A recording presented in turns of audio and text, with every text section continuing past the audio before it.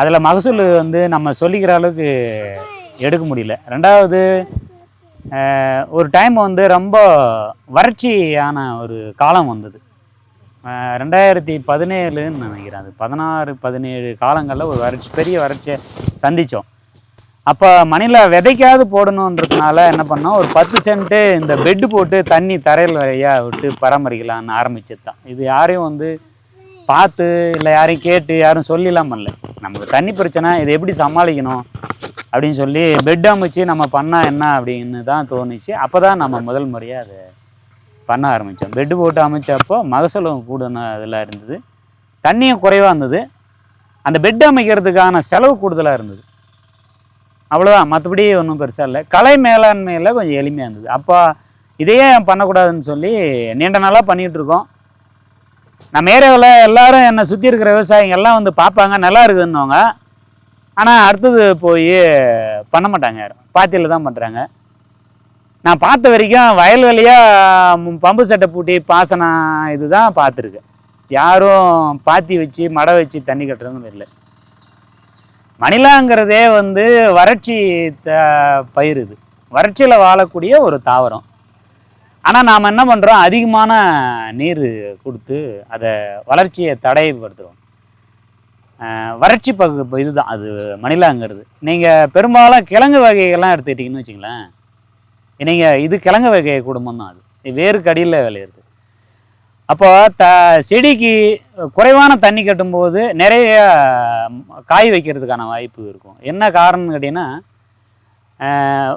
ஒரு தாவரத்துக்கு நீங்கள் மணிலாவுக்கு தண்ணி விட்டு விட்டு வாட வச்சு கட்டும்போது அது வந்து யோசிக்கும், சிந்திக்க ஆரம்பிச்சிடும். தாவரம் வந்து எப்பவும் சிந்திக்கிற தன்மை உண்டு. அப்போ இந்த விவசாயி நம்மளுக்கு போதிய தண்ணி தரமாட்டுக்கிறாருன்னு சொல்லி அது சிந்திக்க ஆரம்பிக்கும். அப்போ நம்மளை மாதிரியே அது என்ன பண்ணோம், கோடை காலத்தில் நம்ம எப்படி தொட்டி ஒரு பாத்திரம் பேரல்லாம் சேமித்து வைக்கிறோமா தண்ணி, அந்த மாதிரி சேமிக்க அது அதனுடைய குணத்தை மாற்றிக்கும்.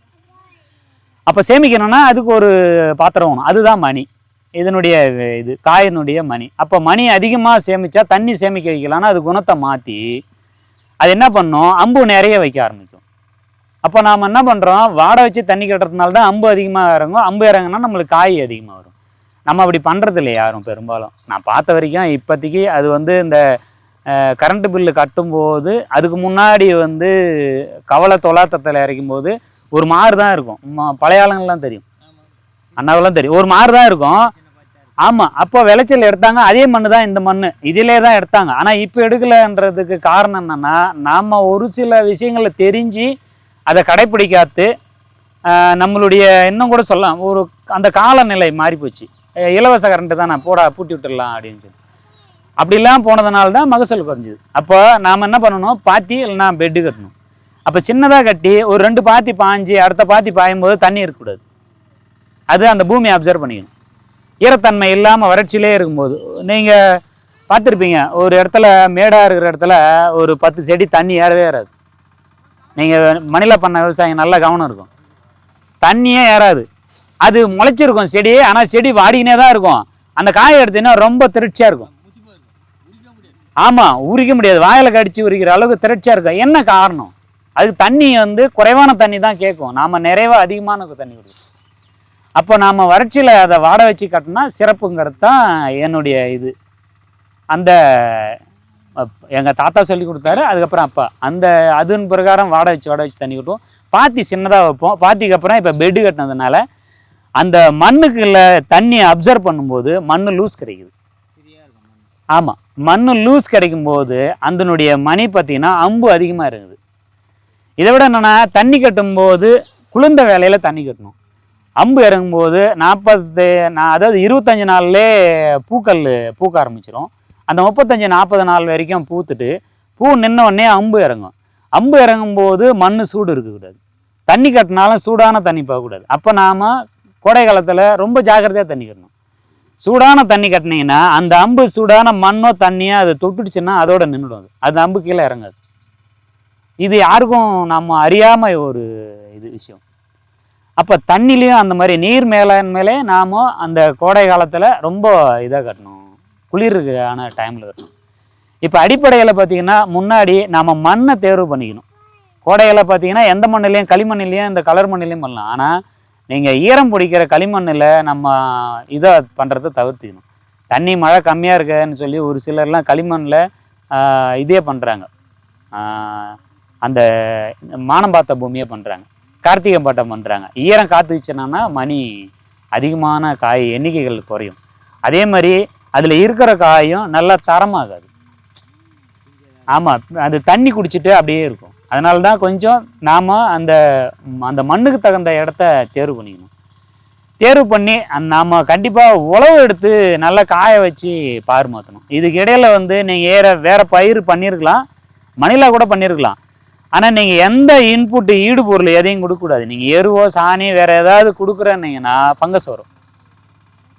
நீங்கள் முன்னெல்லாம் பார்த்துருப்பீங்க, நம்ம முன்னோர்கள் வந்து எப்போ ஓட்டுவாங்கன்னா கோடை காலத்தில் எரு ஓட்டுவாங்க, மடைக்கு உழுதுருவாங்க. அதுக்கப்புறமா அதை உழுது இது மணிலா போடுவாங்க, மானம் பார்த்தது. அதை வேலி பயிராக பார்த்தீங்கன்னா கம்பு இல்லைன்னா அந்த சோளம் வந்து சித்திரை சோளம், காக்கா சோளம்னு சொல்கிறத சுற்றி போடுவாங்க. அது ஏன் போடுறாங்கன்னா அந்த சோளத்தை வெள்ளை சோளத்தில் வேரில் வந்து வேமன்னு ஒரு நுண்ணுயிரி இருக்குது. அந்த நுண்ணுயிரி பார்த்தீங்கன்னா இந்த பூமியில் இருக்கிற கெட்ட நுண்ணுயிர்களை கண்டுபடுத்தும். அதாவது செடி நல்லா இருக்கும், எடுத்தீங்கன்னா காய் பூமியில் கட்டிக்கும். அப்போ அதில் பங்கு சைடு இருக்கும், அதில் ஏதோ ஒரு தொந்தரவு. அதெல்லாம் கட்டுப்படுத்தக்கூடிய தன்மை எதில் இருக்குன்னா நம்ம சோளத்தில் இருக்கிற வேரில் இருக்கிற வேம்பு தான். அதே மாதிரி பார்த்தீங்கன்னா நம்ம வாய்க்கால் தண்ணி போகிற வாய்க்காலில் செண்டு மல்லிங்கிற கேந்தி நட்டுருப்பாங்க.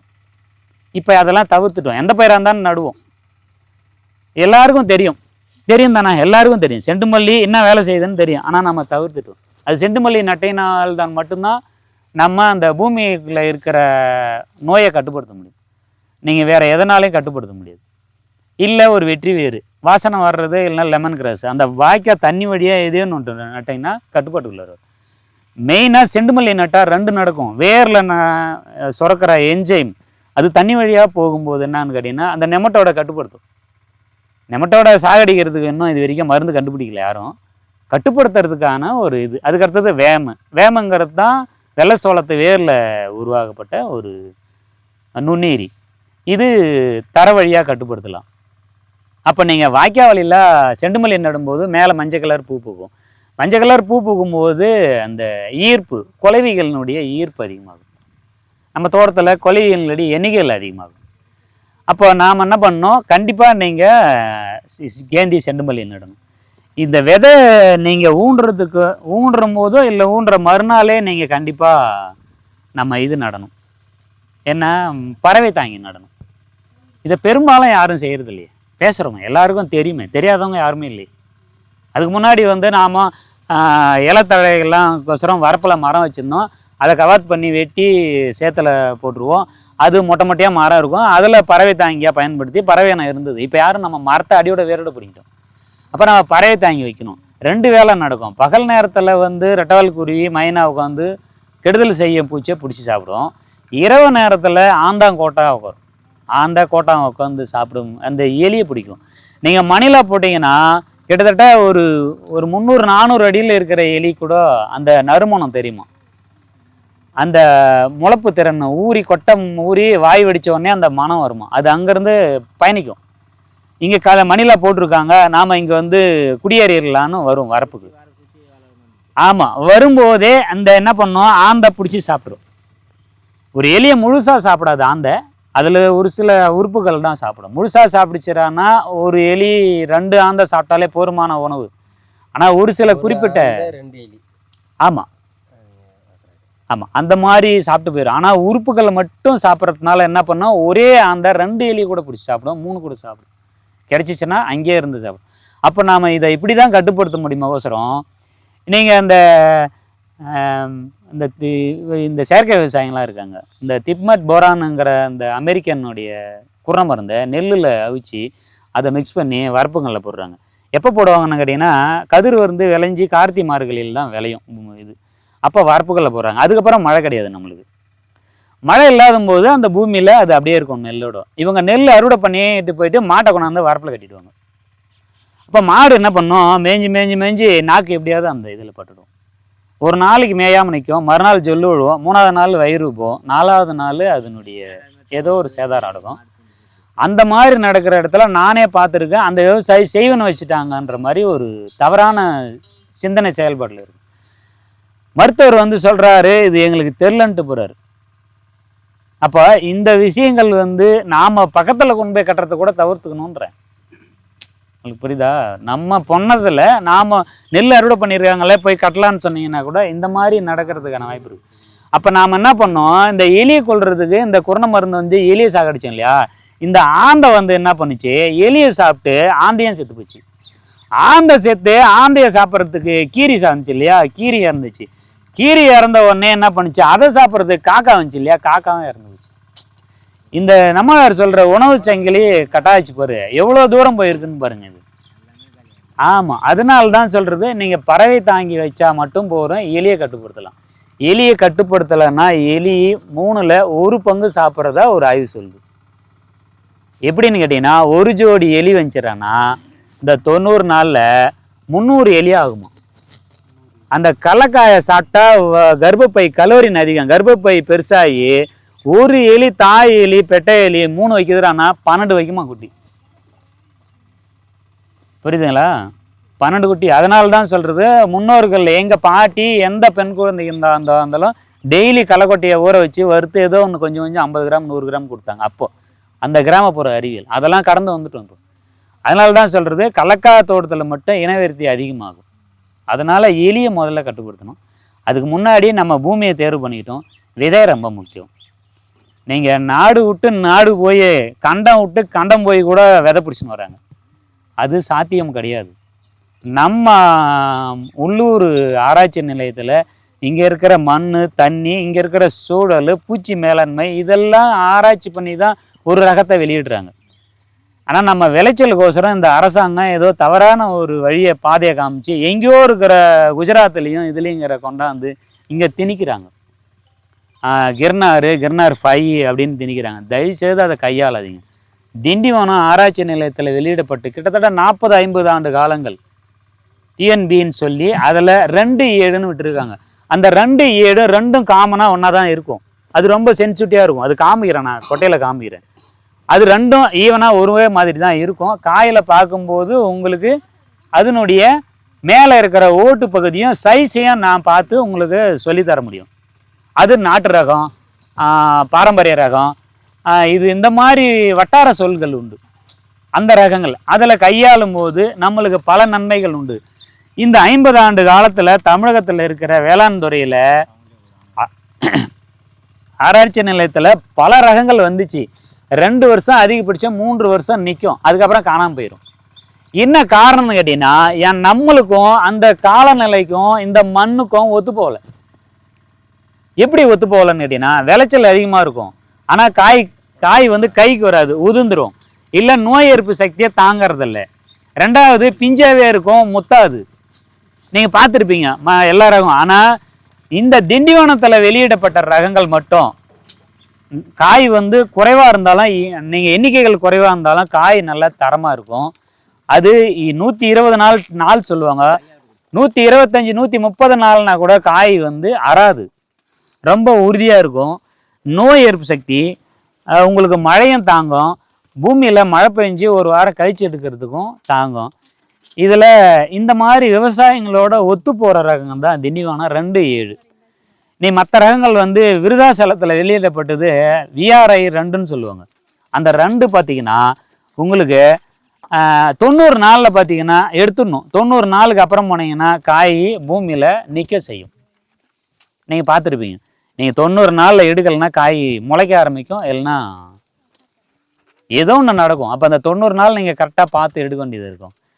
இப்போ எல்லா பட்டத்துக்கும் அது வருமானா அப்படியும் வராது. கார்த்திகை பட்டத்துக்கும் கோடைக்கும் வரும் விருதாசலம். நீங்கள் இந்த பட்டத்தில் மானம் பார்த்தது வைகாசியில் போடணுன்னா ஒத்து போகாது. எது தான் ஒத்து போகுது? திண்டிவனம் ரகங்கள் எல்லாத்துக்கும். நீங்கள் மானம் பார்த்தது வைகாசி, அதை விட்டு கார்த்திகை, இப்போ பங்குனி மாதம், இது எல்லா பட்டத்துக்குமான உகந்த ரகம் திண்டிவனத்து ரகங்கள். அதேமாதிரி 82லேருந்து 83% எண்ணெய் வித்துக்கள் உண்டது வந்து திண்டிவனம். மற்ற ரகங்கள் அவ்வளோ இல்லை, குறைவாக தான் இருக்குது அதில். அதனால் அதை கையாளுறது சிறப்பு. உணவுக்கானது ரொம்பவும் சிறப்பு. அது சுவை மனமாக இருக்கும் எண்ணெய். ஆனால் விருதாசலம் காய் சைஸாக இருக்கும், பயிர் வந்து அது பராமரிப்பு இருந்து பெருசாகவும் இருக்கும், விற்பனை வாய்ப்புக்கு பச்சை காய வைக்கிறதுக்கு விற்பனை வாய்ப்புக்கு உகந்ததாக இருக்கும். கார்த்தி இல்லைன்னா இதுக்கு போகலாம். சரிங்கண்ணா, இதை அடுத்தது விதை நாம் இதே தேர்வு பண்ணிக்கணும், திண்டிவனத்தையே தேர்வு பண்ணிக்கணும். அதில் கலப்பு இல்லாமல் பார்த்துக்கணும். எனக்கு தெரிஞ்சு கலப்பு இல்லாமல் பெரும்பாலும் இல்லைன்னு சொல்லலாம். என்ன காரணம்? காலநிலை. அண்ணா போட்டுக்கிட்டே வராரு. இவர் ஒரு திட்டமிட்டிருப்பார், 1 ஏக்கராவா 35 கிலோ செலவு ஆகும்னு சொல்லியிருக்காங்க. அது அப்பா நம்ம ஒரு 40 கிலோ வாங்கி வச்சுக்கலான்னு சொல்லி வாங்கி வச்சுருப்பார். 40 கிலோ போட்டுகிட்டே வருவார். கரெக்டாக ஒரு வளர்ப்பு நிற்கும். இவர் எங்கன்னா தேடி பிடிச்சி ஒரு படி வாங்கின்னு அதில் போட்டுருவார். அதை எடுத்து மறுபடியும் தான் அப்படியே அதோட விதைக்கிறது வைக்கிறார். இப்போ நெல்லுக்கு நாம் முக்கியத்துவம் கொடுத்த மாதிரி இதுக்கு விதைக்கு முக்கியத்துவம் யாரும் கொடுக்கறதில்ல, மணிலாவுக்கு கொடுக்கறதில்ல. எல்லாமே கலக்காதான்னு நினைக்கிறோம். அப்படிலாம் கிடையவே கிடையாது. 90 நாளில் விருதாச்சலம் வந்துடும். இதில் வராது. 120 நாள் வரைக்கும் தாங்கும், தரமாகவும் இருக்கும் திண்டிவனம். அப்போ இந்த மாதிரி விதையை நாம் தேர்வு பண்ணிக்கணும். விதை கலப்பு இல்லாமல் தேர்வு பண்ணி அதில் நீங்கள் ஏற்கனவே இருந்த விவசாயிகிட்ட நோய் இல்லாமல் இருந்துச்சான்னு பார்க்கணும். நீங்கள் விதை நேர்த்தி பண்ண முடியாது, பண்ணுறதுக்கு முயற்சி எடுக்காதீங்க. நெல் நோய் இருந்தாலும் விதை நேர்த்தி பண்ணி எடுத்துடலாம். நெல் மேலே இருக்கிற உமி உறுதியாக இருக்கிறதுனால பீஜாமிர்தம் இல்லை இப்போ சூடாமோனஸு நம்மக்கிட்ட இல்லை உப்பு கரைசல் போட்டு நீங்கள் வேறு ஏதோ ஒன்று நீங்கள் விதை நேர்த்தி பண்ணி எடுத்துக்கலாம். ஆனால் மணில மேலே இருக்கிற தோல் ரொம்ப மென்மையான தோல்ன்றதுனால விதை நேர்த்தி பண்ண முடியாது. அதில் அந்த வைரஸ் இருக்கும். அப்போ அது இல்லாத விதைகளை நீங்கள் தேர்வு பண்ணணும். அப்போ எந்த விவசாயிகிட்ட இருக்குது அதை தேடி போய் நீங்கள் வாங்கின்னு பாதுகாத்து வைக்கணும். நாம் என்ன பண்ணுறோம், நேராக நம்ம இருக்கிறது காய வைக்கிறது கூட கிடையாது, எடுத்துன்னு போய் போட்டு மறுபடியும் தான் விதையை தேடுறோம். அதை தவிர்த்துக்கணும். விதைங்கிறது பேராயுதம்ன்றது நம்ம சொல்லிகிட்டு இருக்கோம். ஆனால் எத்தனை பேர் கடைப்பிடிக்கிறோம்? கை தூக்குங்க. நான் இல்லை நான் அதாவது கண்டிப்பாக நான் இல்லைங்க.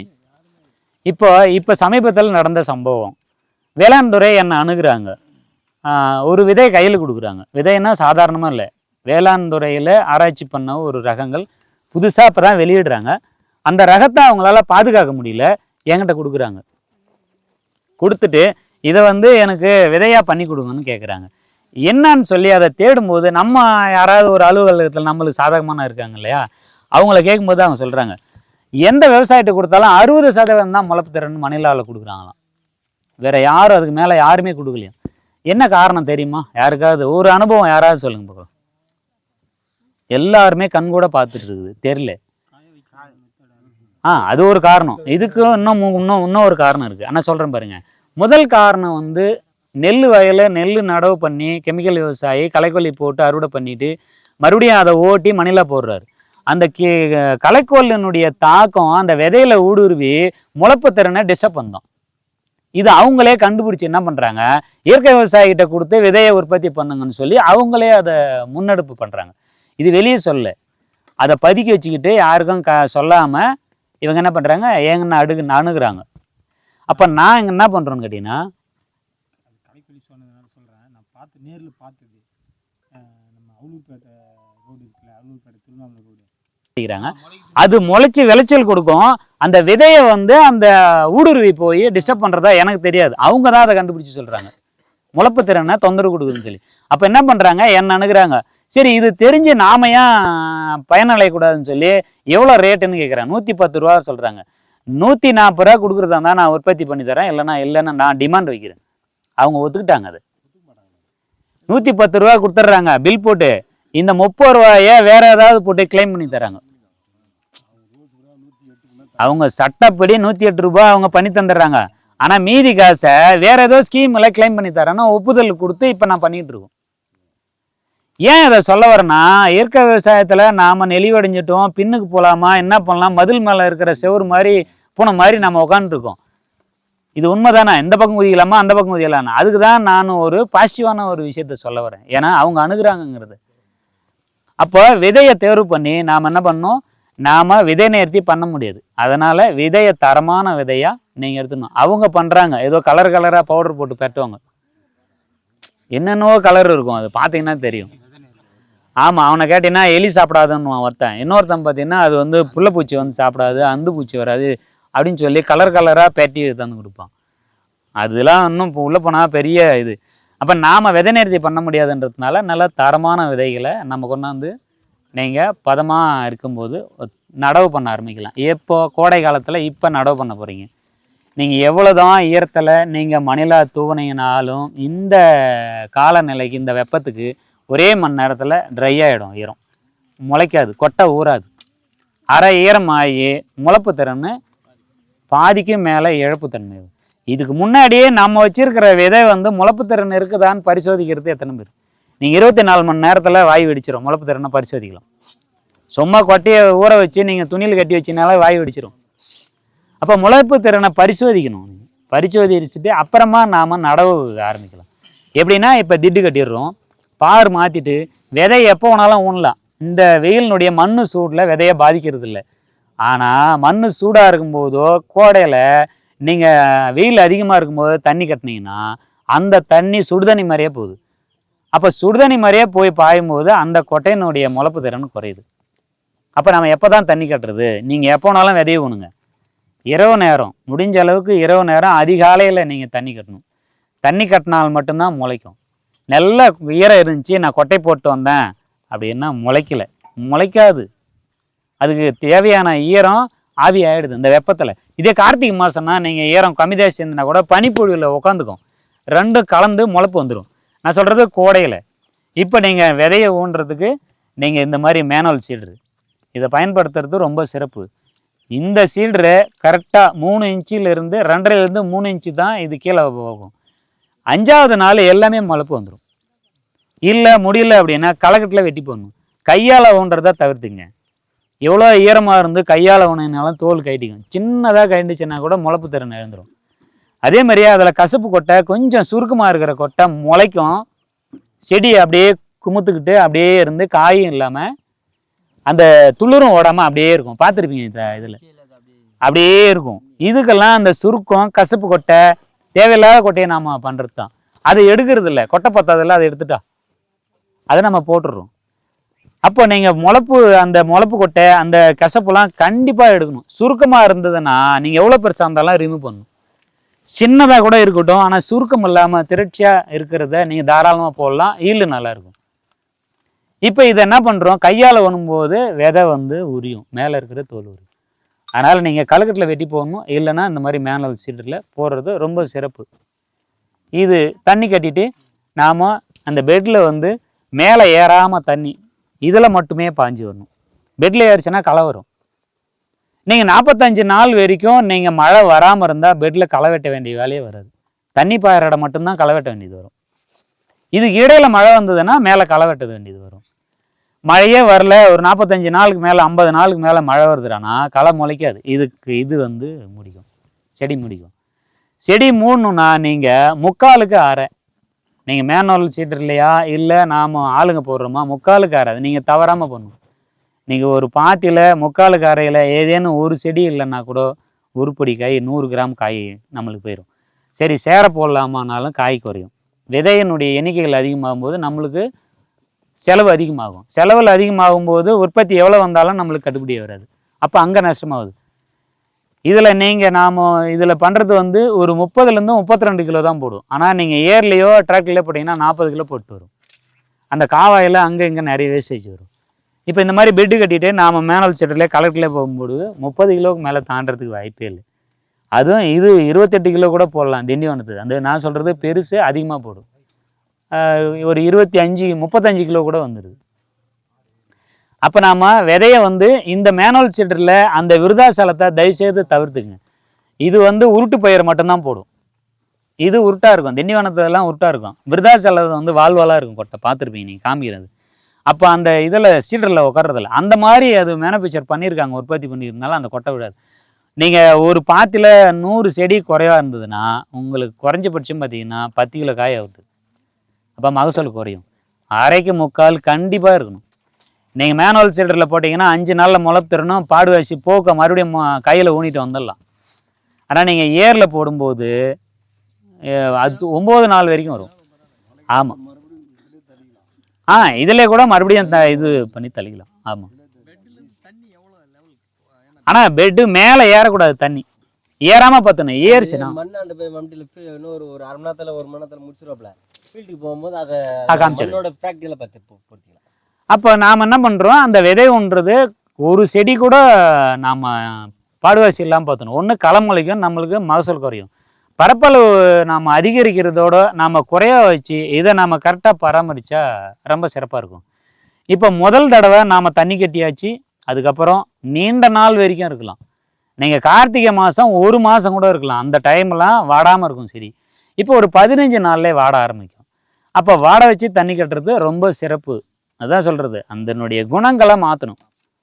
நீங்கள் தண்ணி கட்டிக்கினே இருந்தீங்கன்னா நம்ம அண்ணாமலையார் கோயிலை சுற்றி இருக்கிற காய் வேட்டி கதை ஆகிடும். அவனுக்கு என்ன கிடக்குது, எந்த விஜனும் கிடையாது. சாப்பிட்டு சாப்பிட்டு ஜாலியாக இருப்பாங்க, எந்த விஜனும் கிடையாது. அதே மாதிரியே இது புத்தியை மாற்றிக்கும். ஆமாம், உறக்க நிலைக்கு போயிடும். ஆமாம், மாறிடும். அப்போ நாம் அதை என்ன பண்ணணும், நம்ம சொல்கிற மாதிரி செயல்படுத்த வைக்கணும். அதனால தான் வாட வச்சு கட்டணும். அப்போ நம்ம களை இல்லாமல் கண்டிப்பாக பார்த்துணும். களையில தான் ஏற்கனவே உங்களுக்கு எல்லாருக்கும் தெரியும், எல்லா பயிர்லேயும் களை தான், களையில தான் இது அதிகமாகும். மகசூலுக்கு முன்னாடி பூச்சியினுடைய இனவிருத்தி நடக்கிறது களையில தான் அதிகமாக பண்ணும். களையில் பண்ணும்போது உங்களுக்கு பூச்சி அதிகமாக தாக்கும்போது நம்மளுடைய வளர்ச்சி தடைப்படும், காய் குறைவாக வர்றதுக்கான வாய்ப்பு இருக்குது. அப்போ நீங்கள் கண்டிப்பாக இது களையை கட்டுப்படுத்தணும். களையை கட்டுப்படுத்துறது தான் நீங்கள் ஏற்கனவே கோடை உழவு ஓட்டணும். அது இல்லாமல் நினச்சி அதை பக்குவமாக பதப்படுத்தி ஓட்டணும். கோடை உழவு ஓட்டாமல் நீங்கள் மணிலா போடுறதுன்றது இதுதான், களை அதிகமாக முளைக்கும். அதே மாதிரி நினச்சி தான் போடணும். நினச்சி ஒரு உழவு எடுத்துகிட்டு போடுறது ரொம்ப சிறப்பு. ஆமாம், இப்போ கண்டிப்பாக அதில் இது வரும், எது சார்வரிஞ்சு பூச்சும் இலப்பேன்னு வரும். அப்போ நீங்கள் ஊடு பயிர், பார்டர் கிராப்பா தட்டைப்பயிருங்கிற காராமணி இல்லைன்னா பச்சை பயிர், இந்த மாதிரி மக்காசோளம் நடுறது ரொம்ப உகந்தது. மணிலாவை சுற்றி மக்காசோளம் போடுறது சிறப்பு. ஆனால் நீங்கள் ஊடு பயிர் விதைக்கானது கொடுக்குறோம் இல்லையா வேளாண் துறையில், அவங்க தவிர்க்கிறாங்க. ஊடு பயிர் எதுவும் பண்ணக்கூடாது, அவங்க யாரும் இது பண்ணுறதில்ல. நமக்கு அவசியம் இல்லை. நம்ம உற்பத்தி பண்ணுறதுக்கு ஊடு பயிர் பண்ணால் எந்த நோயும் இல்லாமல் நம்ம கட்டுப்படுத்தலாம்.